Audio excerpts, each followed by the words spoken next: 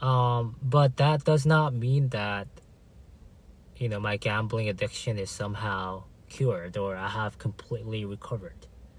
It's always lurking. I know that's always lurking in the back of my mind or back of my head, that craving or that impulse. It's always gonna be there. I know it's there, right? And when I'm at the weakest point in my life, it's going to creep back up, and it's going to whisper in my ear, oh, one game, one bet shouldn't be too bad. You're feeling bad, you're stressed out, just one bet, that's it. And that's how people, addicts, gambling addicts or whatever addicts it may be, that's how they relapse, right? Fall back into those the old habits or old addiction.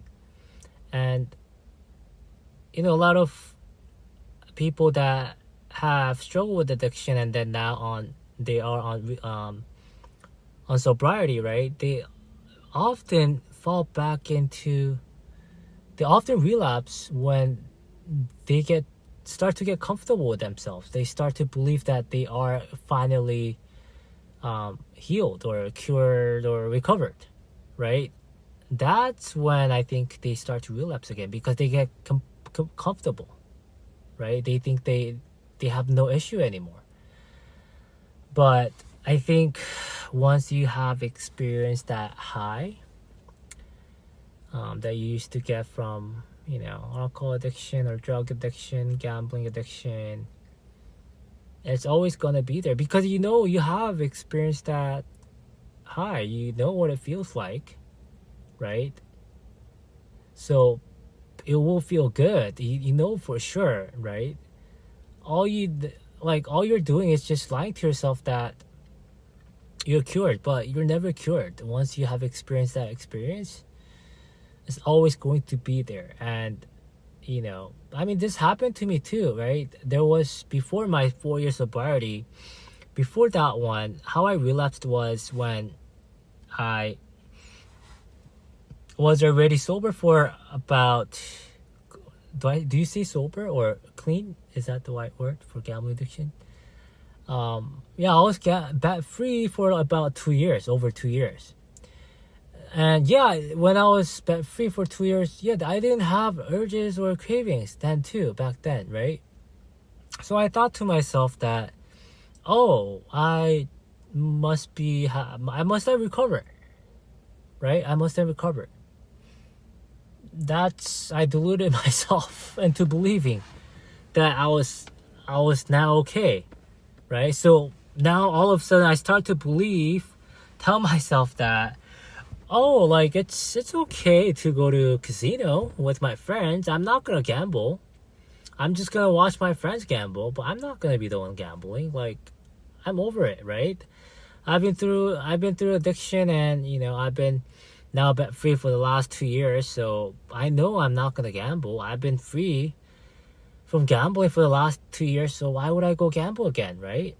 So ironically, I was the one that actually, it was during Christmas time, right?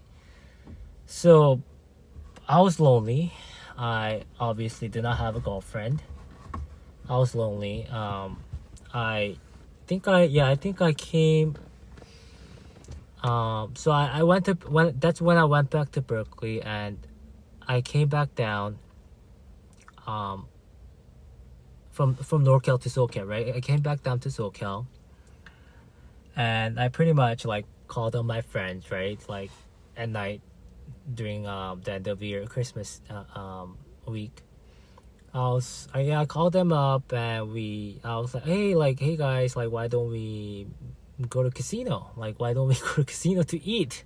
Because it was really late at night. I think it was around 12 or 11. So we were like, why don't we go to casino to eat? They have some good food. They really do though. They have some good food.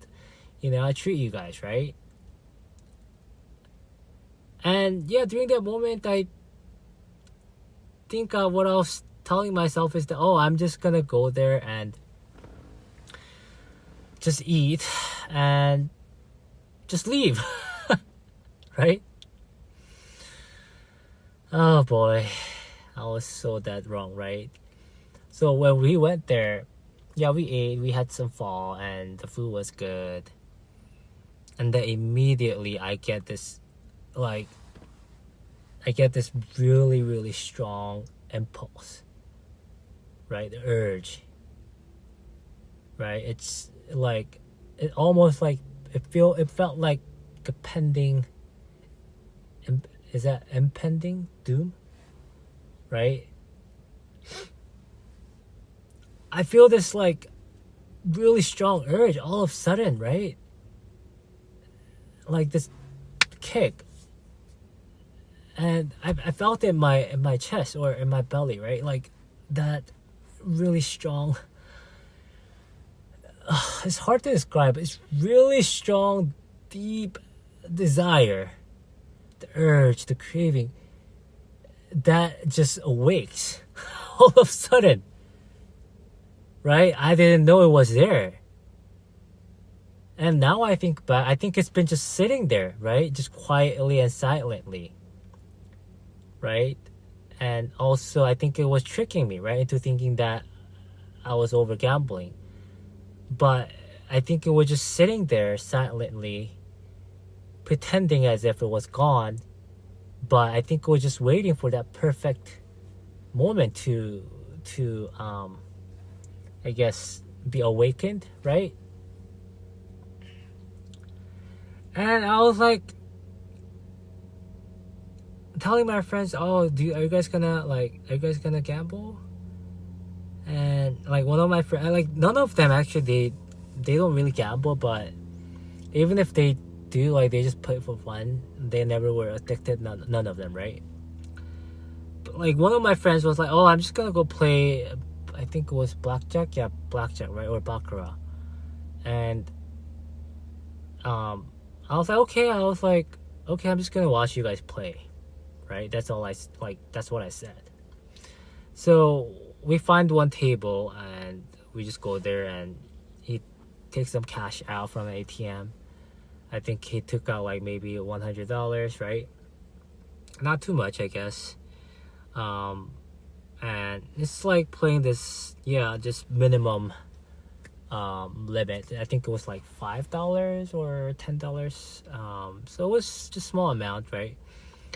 And yeah, we're just like standing there. I'm just standing behind him, and it's like winning some, losing some. It's like for the next 30 minutes, like even, right? And then I start to get bored, and then I tell my friends, "Oh, I'm just gonna like take some cash out. I'm just gonna play for a little bit," right? And even that moment, I really believe that I'm going to play for a little bit, right? So again, this is another excuse slash belief, like self-deluded belief, right? Like we addicts do, right? How it's like we tell ourselves, "Oh, this is our last bet. This is our last drink, right? This is our last, I don't know, the last puff, right? If you're smoking pot or whatever, cocaine." Yeah, we really truly believe, or we try to believe that it is really true that it's going to be our last, but we all know it's not true. But it's that in that moment, I think it's the self justification and rationalization to kind of, I guess, excuse our behavior, right? But anyways, I go to walk up to the ATM. I think I took out. I only have. I remember. I think I only had $3,000 or $5,000. When I say only, because that was actually my living expenses, right, for the semester or for the next semester. That's like two still loans I took out, right? So it was like it was for my food, for my rent, it was for my school, right?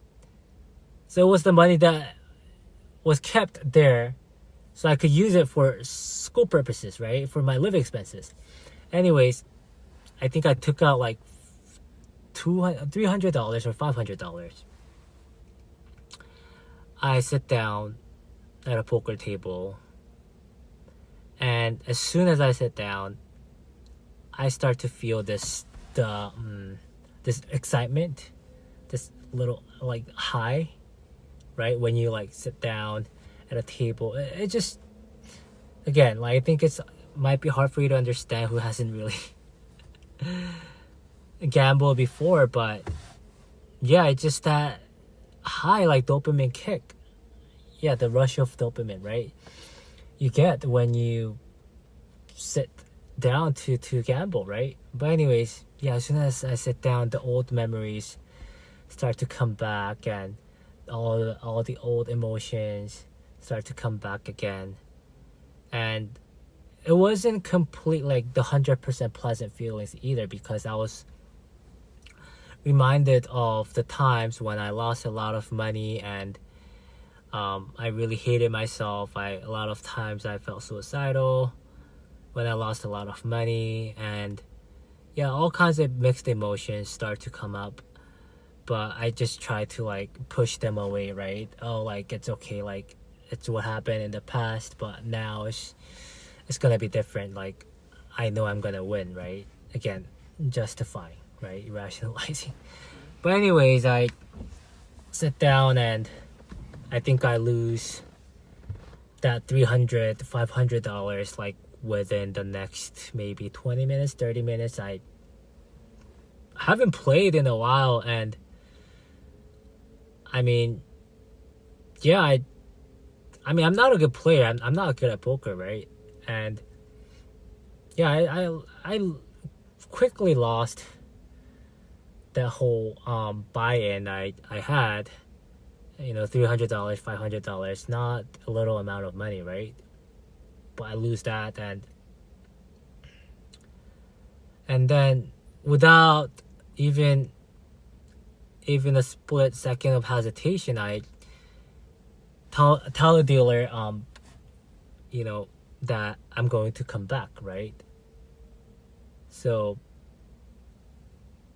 I let the dealer know that I'm gonna come back, and yeah, I walk up to the ATM again, take out another. I think I took out like $5,000, and then I sit down again, lose again, and I just repeat that over and over that night. And soon enough, I think I ended up losing like $2,000 or $3,000, right?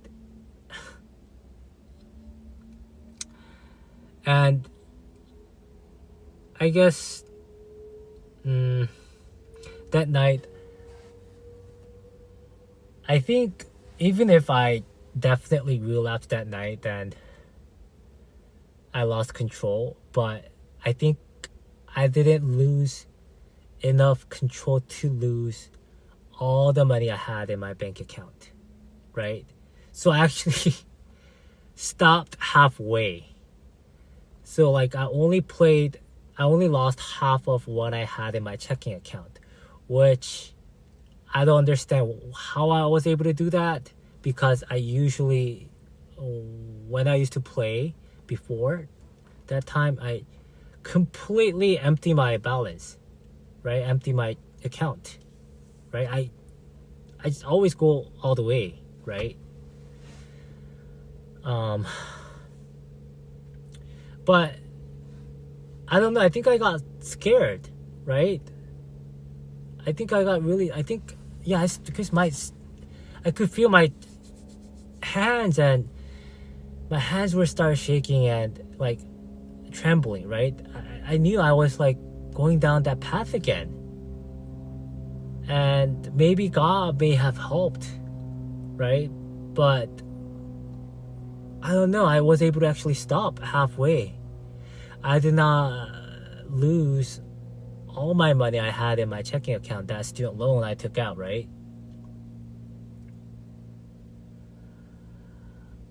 So that night, I think I ended up losing $2,500 or $3,000, and I still had left like 2,000 or 3,000, right? Again, like if this doesn't necessarily apply to me, but it applies to like all the gambling addicts. They when you're addicted, you usually end up just spending all your money. So I really don't know what happened that night, but for me to actually just pull back. But anyways, I believe that was the very last time I actually gambled. Since then, I haven't gambled. So, in a way, I think, and it might have been a blessing in disguise, because that was really, I mean, okay, like first of all, I was really distraught, right? I was devastated that I relapsed after having been that bet free for the last 2 years, because I really thought that I was completely recovered, right? I was so disappointed in myself. I mean, it's an understatement. I was so distraught and devastated. Like, how could I have gambled with money that I couldn't lose, right? It was for my school. But anyways, I think in a way, I think it was a blessing in disguise, because since then I have not placed any kind of bet anywhere, right? I've never gambled, right? And I think it was a really good reminder for me that, like, this addiction I realize now, it's never gonna go away. It's always going to be there, right, with me. And it's going to try to take control over my life again when it's going to try to catch me off guard, right? When I feel too comfortable with myself, maybe like falsely believing that I am recovered from gambling addiction, right?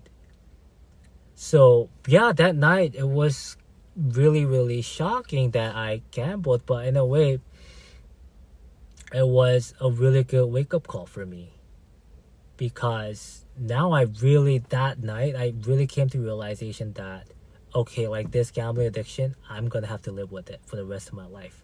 It's never gonna go away. I'm not going to ever again start to delude myself, right, that this addiction has disappeared. I'm not gonna pretend like it's gone, or I'm not gonna pretend like it's not there, right? So that's what happened. So since then, right now, it never really crosses mind when I'm like, as I'm talking about gambling and playing poker or whatever, it never really crosses mind to want to gamble. I don't have that cravings. I don't have the urge. So then again, I could start telling myself, like, my gambling addiction is not there anymore. I'm completely recovered now. But no, I don't think that anymore. I truly believe that any form of addiction is a lifelong journey until you're dead, right? So I feel like this is actually a blessing that it actually happened. I think I really needed that to come to this kind of realization, right?